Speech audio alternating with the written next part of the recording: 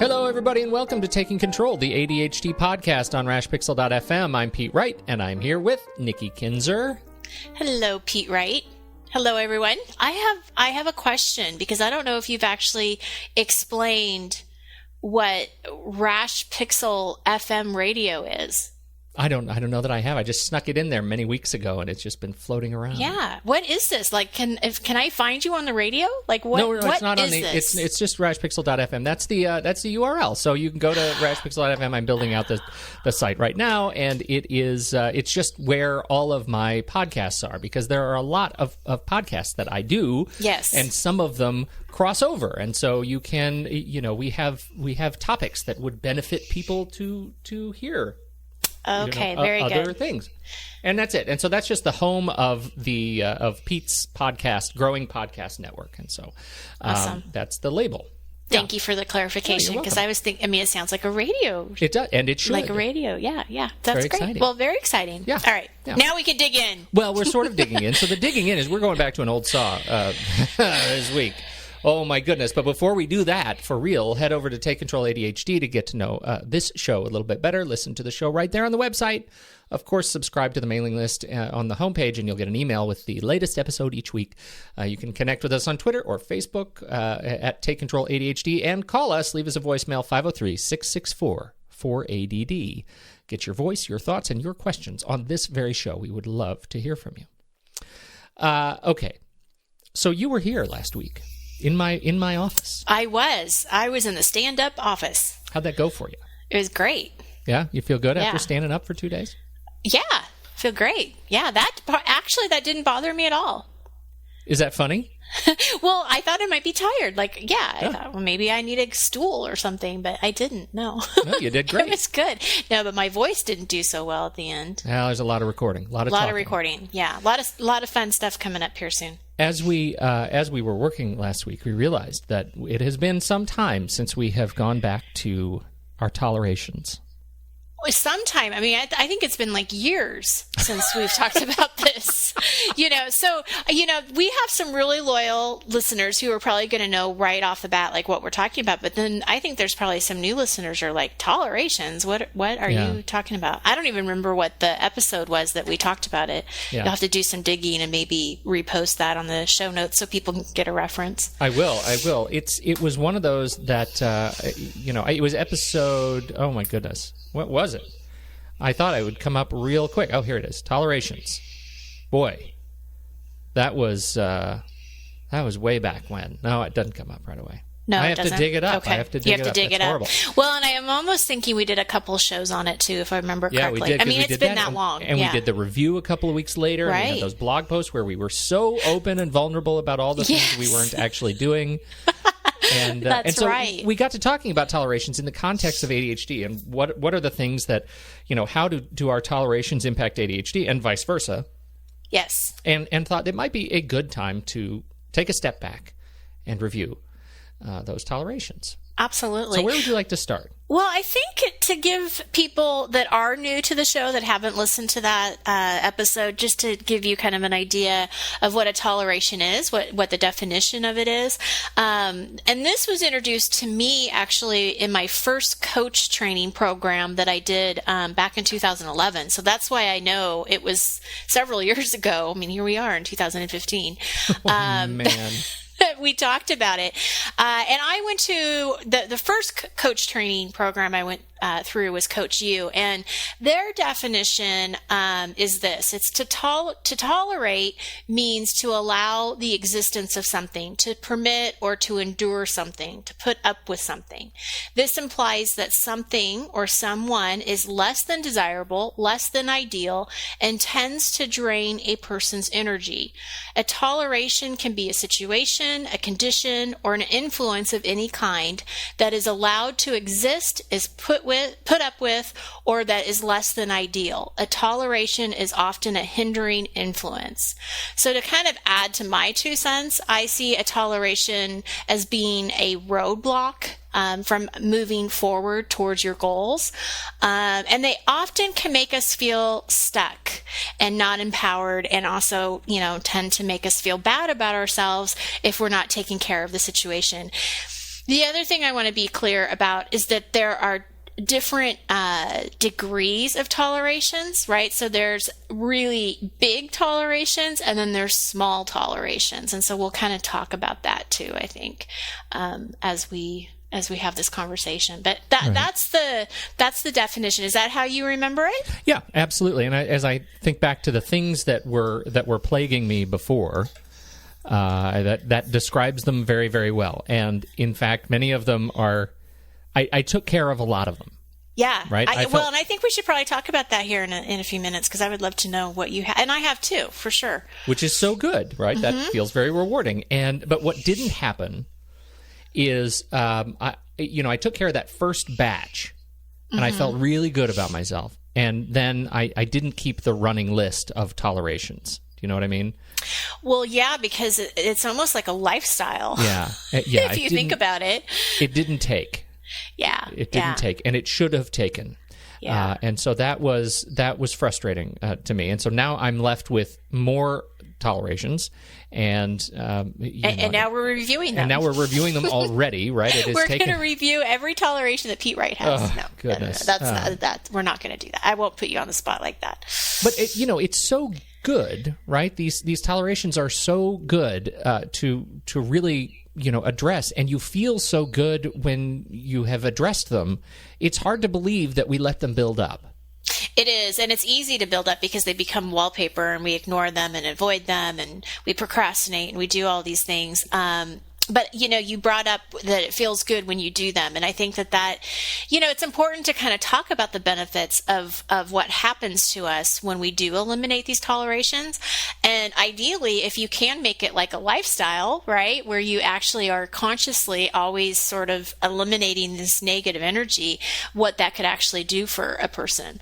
Something that you pointed out is it feels good and it makes us happier people. Right? Yes. I mean, there's just more energy, more positive energy around us when we're not feeling like we're tolerating things. Right. I also, for me, I think that there's a freedom that, okay, I've taken care of these two things that were on my to-do list that have been bugging me. I finally took care of them. And now there's this freedom for me to just not have to worry about it anymore. Like you can kind of, what would it be? Like you're just sort of swimming in your own success. Like You're like, yes, I did it. Yes, now I can go shopping. Now I can go hang out with my friend, and not have that drain of, I need to go to the post office. I need to get my taxes done. I mean, I'm sure that was a toleration for people right now. I mean, we're 2 I hope weeks. it's not a toleration by now. Oh, I'm sure it is. Hopefully people are taking it on, but yes. Yeah, but I'm willing to bet.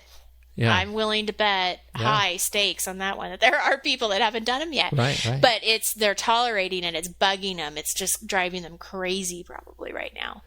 I think the freedom that comes from taking on your tolerations and actually checking things off your list is not just, how good you feel at getting something done. It's that you open headspace to do other new great things. Yes, more creative, or be more creative. Absolutely. Yeah. I think that's a really important thing to keep in mind, because generally these kinds of the tolerations are one-time things, and for me, everything on my list was a one-time thing. It was something that was in the way. Ones. Well, Those are not the easy even ones. well easy, but some of them were really hard one-time things. Some of them were difficult, either physically demanding or creatively demanding. But once I was finished, I was finished. I didn't need to go back and think about them again. Right. And so that's an important thing to recognize, that it's not like I'm thinking about in terms of tolerations. It's not like I'm thinking about, gosh, I have to work time into my week every week indefinitely. It's, I need to work time into my schedule until this thing is done, and then I get that time back. Well, and what I mean by easy, and I think this is probably a good clarification, is that, the things that were on our list a few years ago were more of those one-time things. Like, I can do this in the afternoon. I can do this, I just need to order this piece. Like, you have that stove that you were supposed to fix. Yeah, you're going to go there already? I am going to go there. But what I mean by the harder ones are the things like, I hate my job. Now, that's a toleration that somebody is probably feeling, but they can't just fix it. Like, they can't just quit their job. So there's a set of actions or planning and thought that they're going to have to do to get rid of or eliminate that toleration. Does that make sense? Well, sort of. I guess that's where we may differ, is that I don't see that one as a toleration. How do you see it? I don't categorize something as sort of significant, kind of emotionally, psychologically, financially significant as career, as a toleration. I would never classify that as a toleration. A toleration is something that if I don't get it done, that's okay, but I honestly could live with it. Like, and you'll see, as I talk about my tolerations, I've been living with some of them for a long time, but I would never see myself actually living with and categorizing a toleration an unsatisfactory work environment. Eventually, that's going to take its toll to the point where I'm sick and I have to move on. None of my tolerations are things that make me physically sick. Mm-hmm. And I've been there. I've been in that position of having a job that was so distasteful that it was having an impact on me physically, and I had to take care of it. It was not something that I would ever have categorized as something that I can get along without, dealing with. Well, and see, again, that's where I guess I see a toleration as being something that you can eliminate. But I disagree, Pete. I mean, I still think that there are bigger things to tackle that aren't just quick one-step things that people are tolerating. I mean, and not only I guess the job is one example, but what if you don't like where you live? What if you want a different house? Those are things that you may be tolerating because they're things that's the situation that you're in right now, but it's going to take a little bit more time and planning to get where you want to be. Yeah, see, I think those are significant projects. And a toleration, scanning the recipes that are floating around my bookshelf is a toleration. Scanning my kids' back artwork is a toleration. It's something that it may take me several weeks to get through it. And in fact, it did. But finding a new house, moving, thinking about, bringing into all the things that I would have to consider, the schools, the, health and safety issues. I mean, those are things that I think they raise the priority outside of toleration. I just wouldn't use that word to ever And that might be them. What it is. That might be what it is. It's just the definition of how you're seeing the word. Yeah. So there you have it, folks. We disagree. No. So where do you stand on your tolerations? Where do I stand on the ones that we had back then? Yeah, and I'll tell you, because mine come from April 22nd, 2013, and the show was episode 109. And we're now on episode 201. Do you have the notes in front of you? Because I can't even remember exactly what my tolerations were back then. I have mine. Yes, I do. In fact, I have yours. Would you like me to run through them? Your top 10 greatest hits? Top 5, because I don't think we have time to do top 10. All right. But I can tell you my garage is still... That was number 1. Yeah, that's still a major issue. That comes and goes. Yeah. It's funny how it's something that you can tackle and resolve, and then it becomes a toleration again. Exactly. There's something in there that is straight. Put actual pictures in frames in office. I did do that. Good. That's done. Put up bulletin board key holder in laundry room. Actually, we decided to do something different, so that never happened. But I did something different. Fair. Put shelf up in daughter's room. We did, and then it fell down. And now... So now it needs to be put back up. But now we have to paint the room first. So we're waiting to put it back up until it's painted. But that could technically be a toleration because we haven't painted it yet. Yeah. Oh, that's funny. I forgot that was on there. Have you defrosted and cleaned out your garage freezer? Well, let's see. We had it defrosted on purpose when the plug-in didn't get plugged in and it defrosted on its own. You like it when there's sort of divine intervention in your tolerations list. It takes care of itself. We lost a whole freezer full of food, but the tolerations checked off the list. That's right. But I can tell you that that's not an issue. I wouldn't have that on my list today. Well, those are your top 5. So I think of any of those, the garage is still kind of a significant hindrance. It is, and it's actually on my list right now as we speak. So what are your top 5? What was your top 5? Okay, number 1 is, you brought this up. Research and replace my broken knobs on my oven. Now, many people wrote in about this toleration, and I actually received some great suggestions about my knob problem, and I acted on several of them. A couple of them didn't work.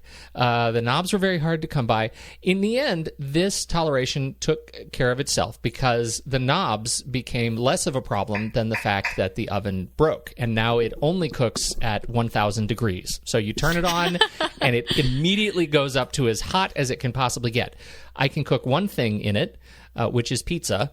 So when we make a pizza, I can cook it in. But in order to cook the pizza, I have to put it in, turn it on cold. So I put the pizza in cold, and then I have to go back and open the oven every 2 minutes or so to let out some heat, and then close it. And so you have to do this little gentle dance with managing the temperature, manually.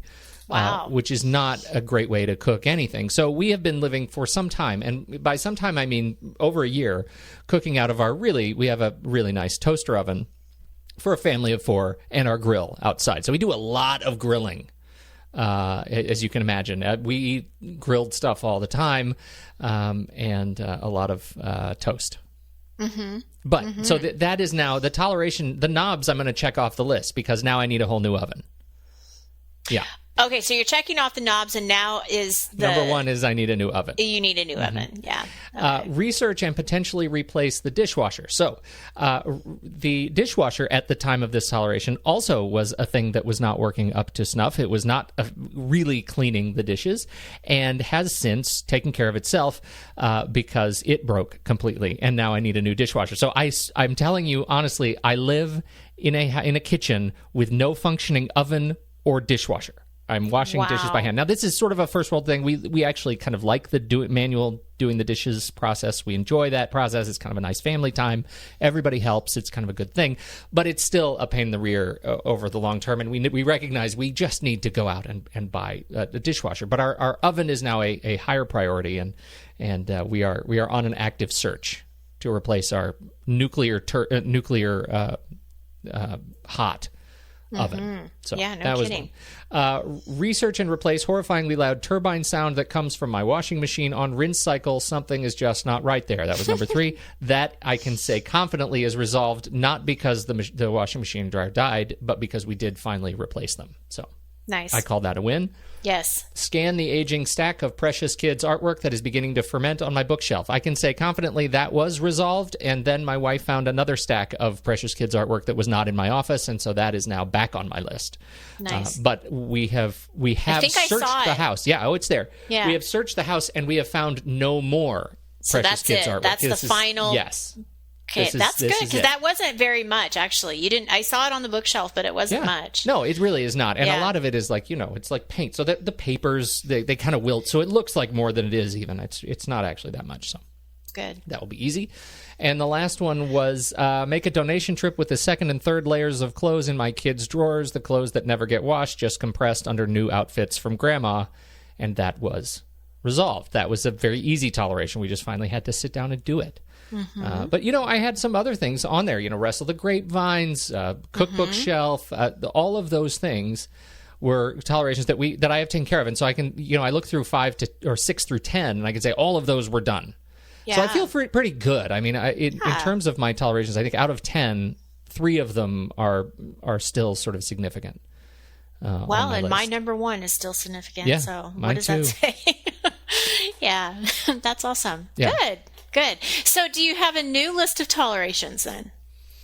I do, and some of them are kind of work related. I am counting the dishwasher and the oven on both of those as number 1 and number 2 on the list. You've already mentioned the third one, which is rashpixel.fm. Just being by myself, it's tough to code an entirely new website and get listings for all the shows that I do. It takes a lot of time, and but I see that as a toleration. At some point, the back import of content is going to be something I won't have to do anymore, and that will free up a lot of time. So those are kind of my big 3 right now, but I am struggling with, as I always struggle with on these big projects, which is the ADHD angle of this stuff. I find I can be really productive if I'm in hyperfocus mode at the expense of many other things, but I'm doing so much work not to be in hyperfocus mode, because I don't want to. I don't like the costs that come with that, that it's really slow going, and that's a frustrating trade-off.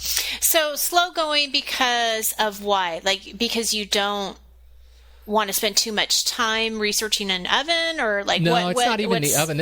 I'm thinking mostly about this website right now because the website. Yeah, because I know that's for me, right? That's for the Rash Pixel end of the business. And while there is benefit to my partners, right, the people that I'm podcasting with, like you, there is a benefit to me doing this work. It's not an immediate benefit, and it's something that comes as a second priority to everything else that I'm doing for my clients, right? And so I need to balance, to find that careful balance of, I have way too much back work to do on this website, but I can't do it right now because there are other much more pressing needs.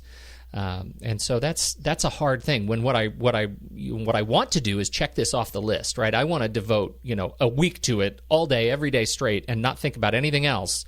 But I know that would come with some frustration, and I haven't figured out how to work that time into my schedule other than, just 15 minutes every day. And so that's a challenge. So that's one of those things. I know that about my behavior. I know that about my mindset, and that's something I've learned over the last several years of kind of practice and conscientious effort.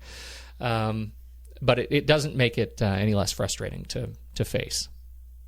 Well, and also, I think, I could be wrong, but it's not just the ADHD and the hyperfocusing. It's just the plain time to do it. What you're saying, you have all these other priorities and things that have to be done. Yeah. And because this isn't really a hard deadline, it's for you, then it's a priority issue just in general of when do you even set the 15 minutes a day to do it as well, right? Which can certainly be an issue. So what has been your plan so far? Is that what you're doing? Just setting time every day? Have you set a day? I'm setting time every day. I'm challenged right now. The worlds collide, and so right now I'm really just setting a little bit of time every day to take little bites out of it, one show at a time, to get things caught up. The other toleration that's on my list is I take a personal sort of photo trip. I try to cover one story each year that is just for me.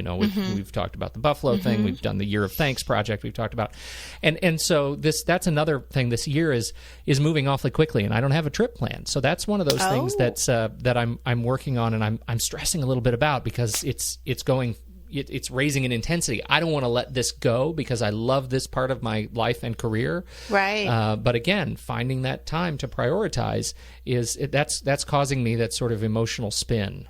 As I look at so I feel like I'm at this strange place. We've talked about this idea of vulnerability over the past couple of weeks, and I'm at this place where I know and have practiced many of these behaviors, and I feel like I'm on the cusp of a little bit of a trough of that valley of despair, where I feel like I know the answers. I've practiced these things, that prioritization techniques, and yet I am representative of just how hard it is to face that reality of so many things you want to do, so many things you need to do, so many things you have to do to take care of family and health and safety stuff. That it can cause a lot of noise, like the signal to noise ratio gets off in your brain, and it feels like the window is opening and you can hear the party outside because you get sort of overwhelmed, or at least in my case, I get overwhelmed with so many things, so many choices, that it's easy to let the noise trickle in, and that's hard to hear. That was how, I think it's been a long time since we talked about that was how my daughter had actually described it, that when and I have pilfered that metaphor from her, since we first had that conversation, which was that for her, and she is taking a medication for it, and for her, when she takes that medication and she feels it kick in, it feels like the window is closing and she can't hear the party outside anymore. And I think that metaphor works really well, particularly in the reverse, that when I feel stress and when these little tolerations start to add up, I can feel the window starting to open. Well, and what would it do for you to just get that trip planned? To get the dates, maybe not even to what you're going to do or where you're going to go. I wonder if that would help quiet the noise at all. It may not make it go away, but like that, what is that little action that you could take right now that would help you, get a little bit closer to having it be quiet. I like the analogy. I mean, it's good. Yeah, it works really well. Good. And I think that gets to it. Like, what can I do to start breaking up the these tolerations into smaller pieces? And that's the thing that we talked about before, that and I think it goes back to why I classify tolerations as the lesser of the bigger projects. It's because even though they may take a little bit of time, but they are generally one or a couple of steps. Once it goes beyond a couple of steps, then it becomes a bigger project. And this trip is kind of right in between, because I can set the dates and I can lock that in on the calendar, right? So people know when I'm going to be gone. When my family, they know when I'm not going to be available, for this personal project. Clients know when I'm not going to be available. I don't have to do it all at once. And that's what the noise says to me. Right. That's what the noise does. It says you have to do this all at once, and if you don't do it all at once, you're failing. Which is not true, and you know that logically, but that's still what the tape, the recording of the tape that's going through your mind. Right. Well, one thing that I want to bring up, because I think that this is important, is you've identified, and this is what people need to do, is kind of identify what those tolerations are. Because when you're adding that stress, you're talking about, once these get built up, there's this amount of stress, this overwhelm. And so one of the action steps that I would recommend for people who are listening today is to identify what those things are. Is it the trip that, Pete's talking about? Is it my garage? What are the things that are really just bugging you and eating at you a little bit, and then figuring out what that step would be to kind of, like you said, calm that noise. What would it be? What do I need to do to take back control of the situation and feel a little bit better about where I'm at with it? You know what I'm saying? Totally. Would be a great thing, I think, for people to do. We also have a toleration worksheet too. Don't we still have that online? Yeah, we do. It's still up on the website. We'll put a link to that in the show notes. Yeah, absolutely. Where people can kind of identify what it is that they would like to do, what the action steps are. I think all of that would be just a helpful tool for people to use. I do. I think, one of the things that we talked about, and that I ended up writing in my blog post the last time we did this, the blog post that we put up on takecontroladhd.com, is that, right now I go through my day pretending these things don't exist. Mm-hmm. Yeah, we avoid them. Right. It can only go so far. And I think that's when that noise kicks in. Yeah. And so I think it's a really important conversation to keep dipping back into and make it a part of a part of your daily or weekly or monthly review, is to make sure that these things are visible, that they're present, that your list is up somewhere where you can't hide from it. Because that's I think where I went wrong the last time around, which was I was able to hide from it. I took care of the first few because the list, I was done and moved on, and then was able to hide. And that's the kiss of death in terms of my attention.